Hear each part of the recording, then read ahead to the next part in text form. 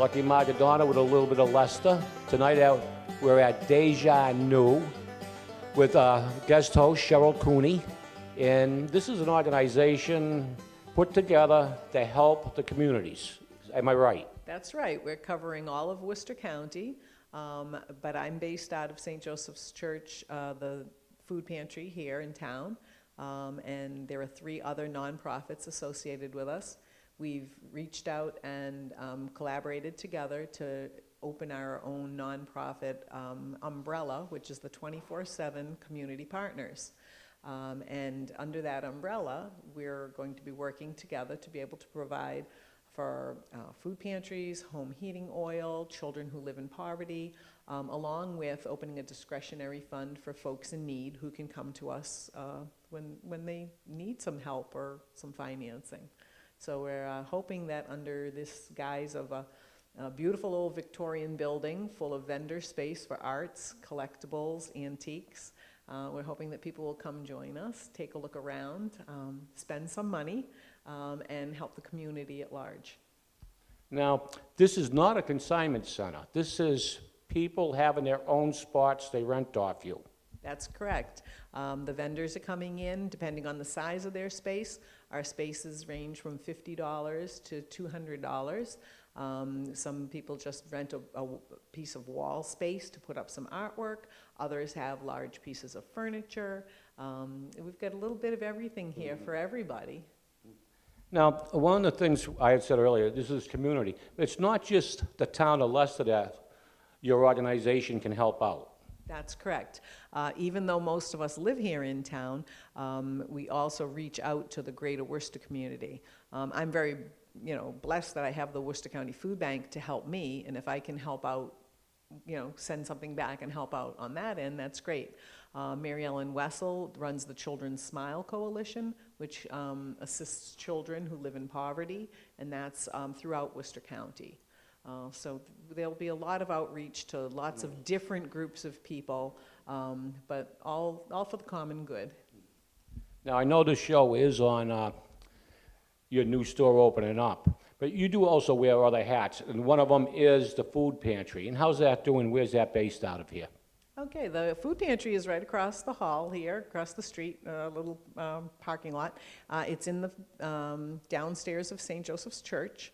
And we're open every Tuesday night from 5 to 7, and people can just come up and register. The only requirement is that you're a Leicester resident and that you need food. So you're more than welcome to come up, take your groceries, and they can come up once a month to get what they need. Now, can the average citizen donate groceries to you, or do you have to get them from stores and organizations? No, in fact, we do the town puts on lots of food drives for us. We get the post office, the Boy Scouts, the Lions Club. We get lots of regular donations from them. And then we have people who just go shopping with their regular groceries and drop things off here. We check all the expiration dates to make sure that things are okay for canned goods and shelf-stable things. For all of our frozen and dairy products, frozen and refrigerated things, we do get those separately. We can't accept donations of frozen or refrigerated items. Very good. So if you're out there watching this later on tonight or this week, keep it in mind. We have holidays coming up. If you feel like you're bored and generous, or you feel like you want to pay forward, here's the place to donate. Meanwhile, we're going to be going to some different rooms here as Mr. Paquette films some of the areas here and show you what's going on. Now, you're not fully open. This is going to be a soft opening coming up in a week. That's right. On Wednesday, August 2nd, we'll be open from 12 to 6:30, and we'll be the folks who are in here, we're about 3/4 full right now. We're anticipating being 80% full by opening. And people will be more than welcome to come in, shop. We'll be also hosting every Wednesday from now until the end of October. Every Wednesday from 3 to 6:30, we'll have a farmer's market going on. And the farmer's market will be set up in the backyard here next to the parking lot. And we've got a lot of local folks like Cooper's Farm, Sundance Farm, and then we've got some folks from the outer area coming in. So we'll have fresh eggs, we'll have beef, we'll have vegetables, and Five Loaves Bakery out of Spencer will be coming in with their baked goods. So it's a big draw. Big draw, very good. Everybody's been hoping for a farmer's market area in town. I know Diane Prevention's always been pushing to get one going, so this is a big boon for the town of Leicester. Well, Diana has a great little market on Saturdays, so we specifically avoided using Saturdays because we decided that it should be, we were trying to get some of the traffic after work. So 3 to 6:30, people coming home from work, they can just pull into the parking lot here, you know, check out all of the fresh fruits, vegetables, and meats, breads, you know, and go home and have a farm-to-table kind of fresh meal. Now, both of us keep saying here, here is the St. Joseph's Church grounds. I've always known it as St. Joe's. I believe it goes under St. Joseph Pius, or St. Pius Joseph. Yeah, it's St. Joseph, St. Pius, 10 now, since we've combined. You know, it's been, you know, it's been here in town forever. Everyone knows it as St. Joe's, I think. But it's a beautiful old Victorian building. It's amazing. We have 10.5-foot ceilings, crown molding, just beautiful architecture, chandeliers. It's quite the building, so it makes a great backdrop for arts, antiques, and collectibles. It does, and anybody that's into architecture, it's worth your while to come down and at least walk around and look at the architecture in this building, in these rooms. And while you're here, spend some money. Going into another room, I know we have space in here that you're going to be showing us that's available and people are renting. And it's kind of a different type room right here. I've seen some furniture up ahead. Nice love seat. An old colonial style chair. My wife actually collects those type of chairs. And Betty Boop, one of my favorite TV characters. Also, used to be painted on a lot of the World War II planes, fighter jets. So how many spaces do you rent to a room? Well, how many room spaces are in a room? And we have a total of 37 spaces on the first floor here. And as of now, we've got more than 20 of them filled. So and as you can see, we've been tacking on the walls, like where Deja welcomes Leslie Kelly Antiques and Plants. She owns Sundance Farm. She's also one of our farmers market representatives. So as you walk around, you'll see spaces that are still for rent. There are still 3 spaces left in this room out of the 6. Most of the rooms have either 6 or 7 spaces in each one. Now, you can basically, if I wanted to rent, I can basically sell anything I want here, or what are you limited to? Well, we are arts, antiques, and collectibles, but we have a wide array. We have people who, the 2 sisters, who are the Israeli sisters from Rochdale, who are doing a lot of glassware and books. We have blue-collar antiques, who over on the old Venditti Construction, who has all the old cars and, you know, pieces of oil cans and all kinds of funky men stuff. We have a young guy who's does woodworking, and he does handcrafted and hand-carved cutting boards and trinket boxes, cabinets, small tables. So it's a little bit of everything here. But we won't be seeing Scentsy or Tupperware. Oh, no. No, it's none of that. It's definitely things that people have gone out and are looking to show us something a little different, a little new. We're not having any name brand vendors at this time. I know that the church sometimes has like yard sales and things. They have a fair coming up on September 9th where those types of vendors are more than welcome to come up and rent space. And we'll be open that day too, so everybody will win. Well, sure. Let's walk over and you can show me another room here that's going on while Artie films what's in here. Well, sure. Now, this is another room you're showing us. As we come over, I see some man stuff here. I see a pulley and some hinges, an old sprocket. Yeah, this is great. This is Blue Collar Antiques. They're located on Leicester Street, down off of Stafford Street in Rochdale. That's the old Venditti building, isn't it? That's right. That's right. Anthony Brooks. He just set up yesterday. We have another vendor coming in this space here tomorrow, and Laura McHugh is over in the corner here. So yeah, we have an eclectic, a very wide variety of types of things for sale. This amazed me. I've seen one of these, I think only once. It's a pinball machine, old-fashioned, with a series of nails and stuff. You knock your marble in, you try getting into the slots and add your points up. I mean, this dates way back, before electronics. That's right. There are no bells and whistles on that one. But you do have a lot of new stuff, electric guitar, or harp. Yep. And Laura, God love her, she's talented as heck. She does a great job with some of her stuff here. Okay, so this is, I'm going to say, the final room we're going to be seeing tonight. And this one's actually quite full. We have some nice stuff here. I'm looking at beautiful hutches. It's my favorite room, Lucky. This is the dining room, and it was set up as a dining room up until 2 years ago when the building was closed.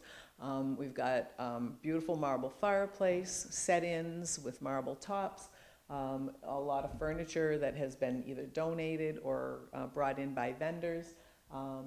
Right here we have a gorgeous dining room set, full set of Lenox china, lots of great things. And here, you know, you get the chandelier with prisms. You've got flowers. We'll be having fresh floral arrangements made by one of our helpers, one of our volunteers, you know. This real silver. Yes, it is. That's a real silver tea set. Wow. Yeah. Shined up nice. It is. It looks great. Yeah, we've got some really nice pieces of silver. We've got some crystal decanters. We're keeping this room in the complete flavor of a dining room. The two sisters have set up here already. Their things are all in, ready to sell. We've got some other pieces, like you see here. All of this here is set up. This has been set up, and this is part of the food pantry. Food pantry is also selling things that they get donated. This was donated to the food pantry. So it's a beautiful hutch, table and 6 chairs. Like I said, a full set of Lenox china and lots of glassware. Yeah. Very nice room. It is. Yeah. Now, all these hutches came from donations too? Some of them, yep. Some of them are donated to us. We have a great relationship with Beacons, the Fontaine family. They've brought in us lots of furniture over the years that we've sold through the thrift shop. And now we're taking some of the really nice pieces and placing it in here so that all of that money will go directly into the food pantry budget. And you brought up the Fontaines, I call it Beacons when I grew up, Fontaines.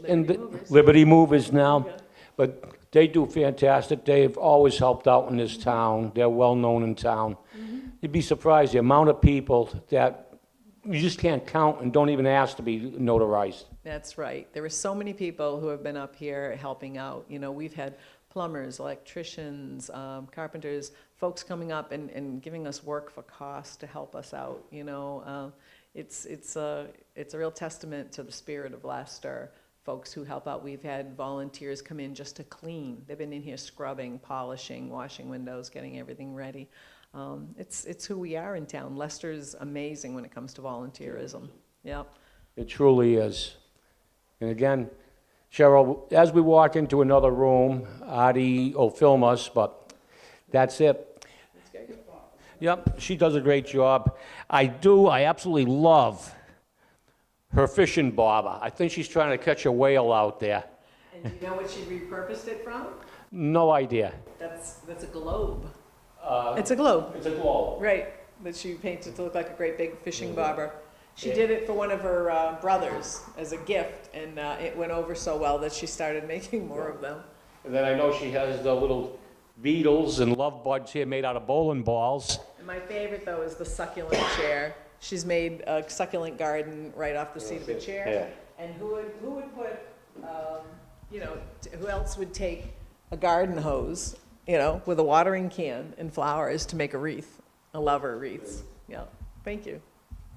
And her sister June, who's also part of your group. Yes, she is.